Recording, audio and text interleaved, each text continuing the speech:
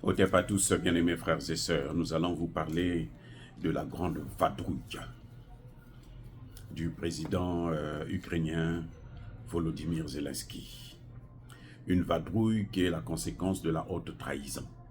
La haute trahison de la part des États-Unis d'Amérique. Définitivement, les États-Unis ont tourné la page de l'Ukraine. Eh oui, c'est comme ça que c'est ce que nous constatons. Et je pense que, j'en suis sûr, que au moins à 99% que je ne me trompe pas. Alors, pourquoi je dis ça? La réunion, quand Zelensky est venu aux États-Unis, il a discuté avec le président Biden. Avant ça, il a longuement discuté d'abord avec le ministre des Affaires étrangères britannique, qui était sur place, le noir, bien entendu, de service. Le nègre de service, pas le noir de service, le nègre de service, qui était parti à Kiev. Après, elle a fait le compte-rendu à son patron, le Premier ministre britannique. Celui-ci s'est rendu aux États-Unis pour discuter avec Biden. Et ils avaient déjà en fait tiré la conclusion qu'on ne pourra pas donner l'autorisation à Zelensky d'utiliser nos missiles à longue portée pour atteindre le sol ukrainien. En fait, c'est au moment où Starmer était aux États-Unis que la décision avait été prise. Mais regardez l'hypocrisie de Biden. Il a laissé Zelensky venir, quitter là, faire le voyage jusqu'aux États-Unis, et va lui dire, nous devons parler de cette question, on va prendre la décision en Allemagne, à Ramstein, quelque chose de ce genre. Donc,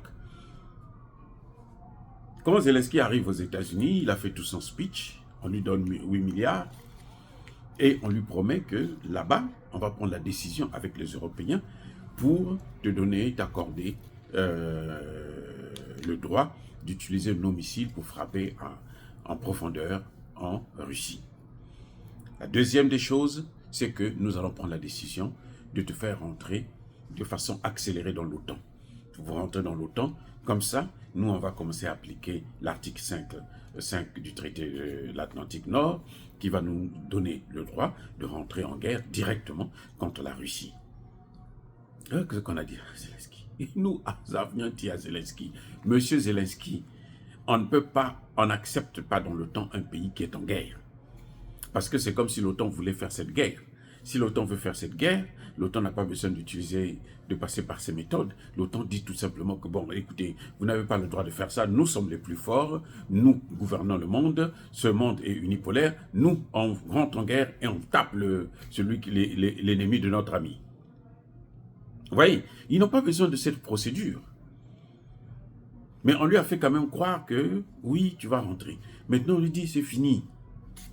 Je vous ai dit la dernière fois que même le nouveau secrétaire d'État américain, Mark Rutte, qui est allé à Kiev pour dire qu'il faut attaquer, il faut donner l'autorisation, il faut ceci, nous devrons. Vous savez quoi? Il a changé de veste. Ah oui, il a fait un revirement à 360 degrés. Il conseille à l'Ukraine de ne plus penser à cette question. Bref, Biden a donné l'espoir à Zelensky qu'on va se retrouver en Allemagne. C'était cette semaine. Et qu'est-ce qui s'est passé? Biden, à la dernière minute, a annulé le voyage. Il dit, je ne pars pas. Ah bon? Mais M. Biden, vous ne partez pas. Mais qu'est-ce qui se passe? Comment? Pourquoi? Non, mais il y a 2 ouragans, Hélène et Milton, qui sont en train de venir vers la Floride. Donc, il faut que je reste aux États-Unis pour gérer ça. Ah bon? Ok, très bien, on comprend. C'est tout à fait raisonnable.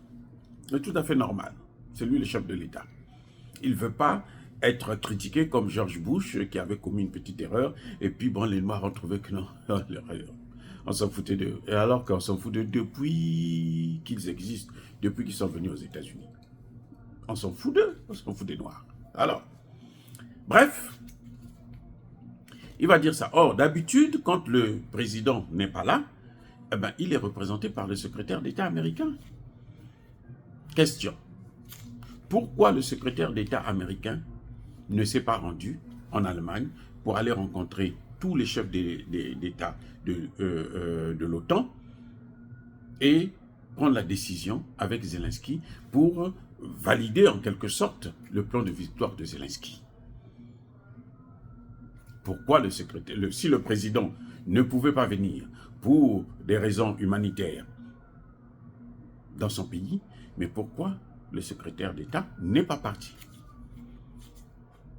Vous allez me dire que oui, il y a l'ouragan qui venait. Très bien.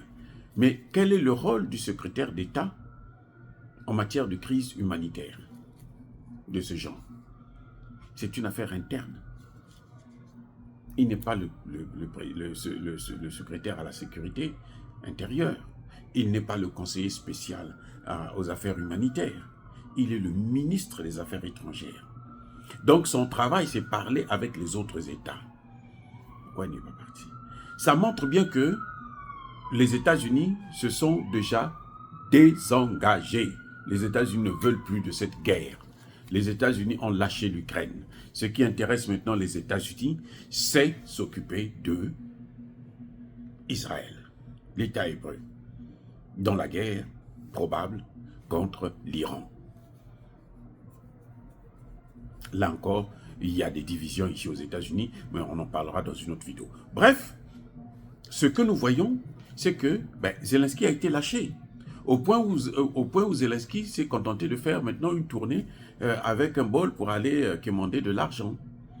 Il est allé en Italie. Il est allé même voir le pape pour demander au pape de l'aide, pour demander au pape de l'assister, pour demander au pape de demander à la Russie de quitter son territoire, pour demander ceci, pour demander cela, ce qui ne marche pas. Après l'Italie, il est allé encore en Grande-Bretagne, il est allé en Allemagne, il est allé en France. Bon, la France a joué le jeu comme d'habitude. On l'a entraîné en bateau, machin, tout ça là. Et puis, résultat des courses, eh ben, il n'y a rien. Monsieur Zelensky commence à comprendre que, c'est clair que c'est fini pour lui. Et que si j'avais un conseil à lui donner, à lui prodiguer, c'était de lui dire de trouver des moyens, soit en passant par la Chine ou par l'Inde, pour négocier avec la Russie avant qu'il ne soit trop tard. Et je vous expliquerai pourquoi je le dis dans une autre vidéo. Ce serait mieux pour lui.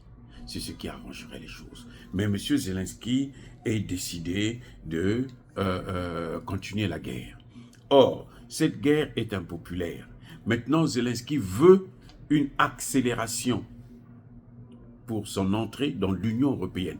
Puisque avec l'OTAN, ça ne marche pas, il veut une accélération pour entrer dans l'Union européenne. Parce que les Américains lui ont refusé l'autorisation de frapper en profondeur et les Américains ont refusé qu'il rentre dans l'OTAN. Maintenant, il veut rentrer dans l'Union européenne.